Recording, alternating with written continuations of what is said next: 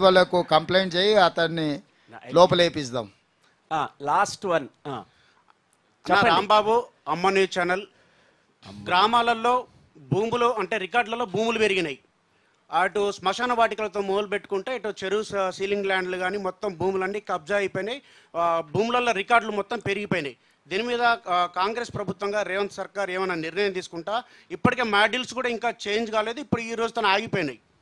అంటే వాటిని ప్రక్షాళన చేయడానికి ధరణి పోర్టల్నే తీసి భూమాత చేసి ప్రక్షాళన చేసి పెరిగిన భూములు తగ్గిన భూములను అన్నిటిని కూడా లెక్కలేసి వాస్తవ పరిస్థితులు 2014 కంటే ముందున్న పరిస్థితులు 2024లో ఉన్న పరిస్థితులను బేరీజు వేసుకొని రికార్డుల ప్రక్షాళన చేయాలని మా ప్రభుత్వం నిర్ణయం తీసుకున్నది. ధరణి కమిటీని వేసినాం. దాంట్లో ఐఏఎస్లు ఉన్నారు, అనుభవజ్ఞులు ఉన్నారు, నిపుణులు కూడా ఉన్నారు.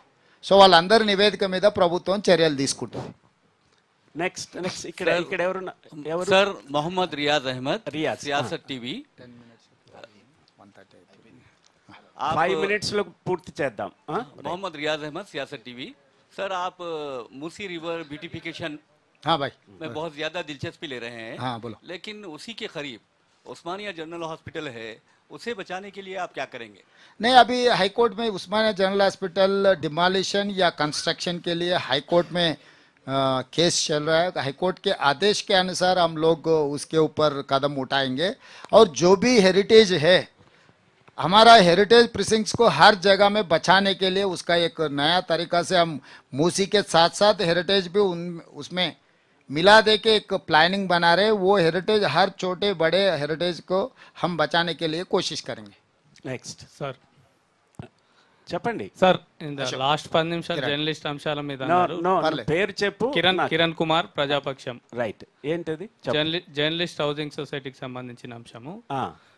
జవహర్లాల్ జర్నలిస్ట్ హౌసింగ్ సొసైటీ ఇది చాలా సుదీర్ఘ కాలంగా ఉన్న డిమాండ్. కాంగ్రెస్ హయాంలోనే వచ్చింది, రాజశేఖర రెడ్డి గారు ఇచ్చారు.